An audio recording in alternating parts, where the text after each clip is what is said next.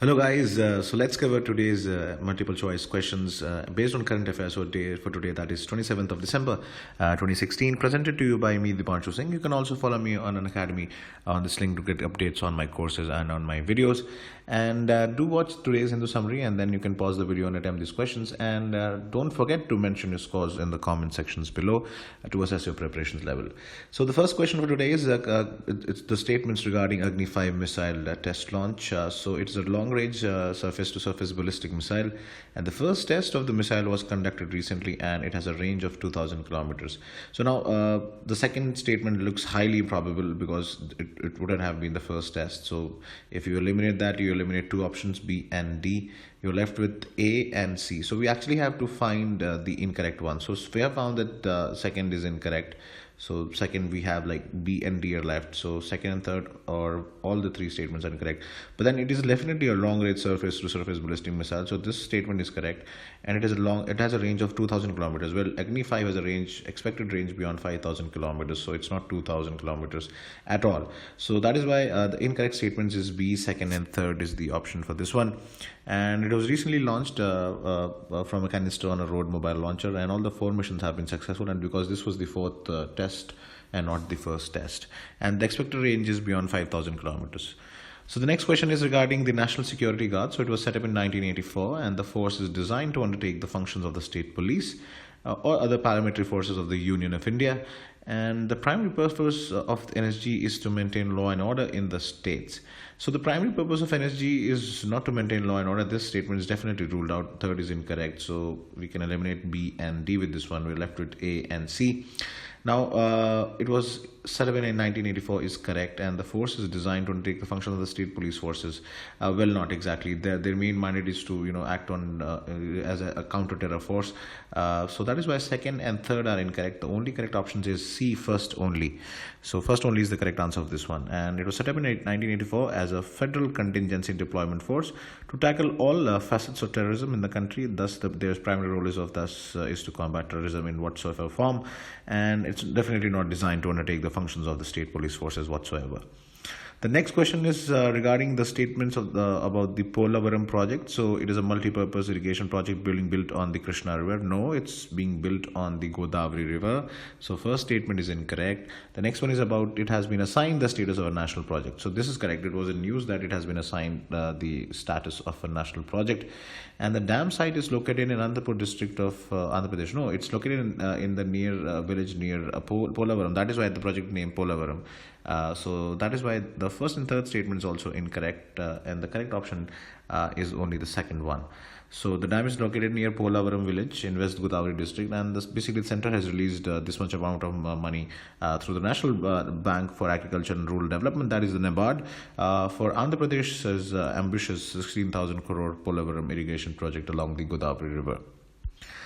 Okay, the next question is regarding the environmental impact assessment in India. So EI has been made mandatory under the Environment Protection Act of 1986 for 29 categories of development activities involving investments of rupees 50 crores and above, and it was promulgated first in 1994. So basically all of the statements are correct in this one. So September 2016 as actually marks a decade of the environmental impact assessment notification. So that is why this question was framed.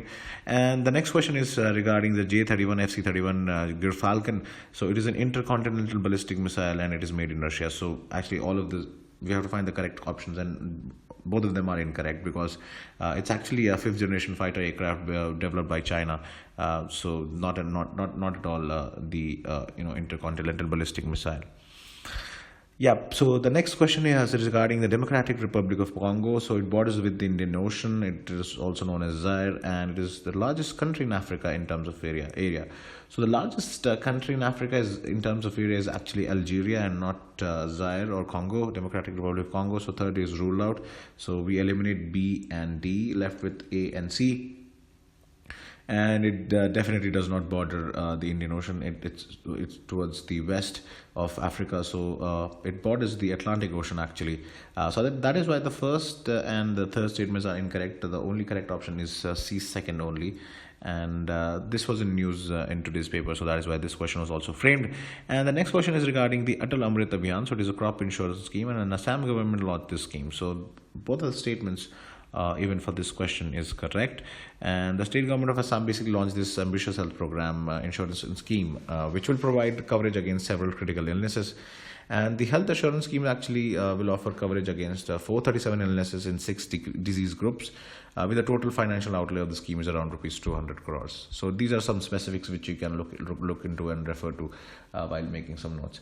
The next question is regarding which of the following states launched the malaria control program. Daman, so West Bengal, Andhra Pradesh, Odisha, or Bihar. So this was actually launched by the state of Odisha. The government of Odisha launched this program, this malaria control program to control malaria in inaccessible areas, with a total spending of rupees 120 crores rupees for 5 years. All right. So the next question, the ninth question, is regarding the bio battery. So it is a bacteria powered battery. It is capable of powering disposable electronics. It could be a reliable backup in places where grid electricity or conventional batteries aren't available. So just going by the term bio battery, you can get an idea that it's related to something organic. So it is a bacteria powered battery, that is correct. And it could also be used as a reliable backup in places where grid electricity isn't available. So first and third are correct. Now we have to only clarify and check about the second statement. So it is capable of powering disposable electronics. Well, definitely it can. So D, all 1, 2, 3 are the correct options. So basically US-based scientists have developed a bacteria-powered battery on a single sheet of paper, which is capable of powering disposable electronics. And the paper-based bacteria-based powered battery design is a part of a new field of research called papertronics, which is a fusion of paper and electronics. You can get that from the this word papertronics, that is paper and electronics. All right, the last question for today is consider the following statements regarding the hafnium carbide and tantalum carbide. So they are refractory ceramics, and they are extraordinarily resistant to heat, and they can withstand record melting point temperatures of approximately 4,000 degrees centigrade. So for these questions, either you know them or either you don't know them. So if you know them, well and good. If you don't know them, then obviously read about that. So D, all of the 3 statements are correct for this one. And this is also because of a team of UK-based researchers have identified hafnium carbide and tantalum carbide as the world's most heat-resistant material. So a lot of applicability for in heat-resistant suits, even in buildings, to prevent fires as well. So guys, this is it for today's video. Thank you so much and have a good day.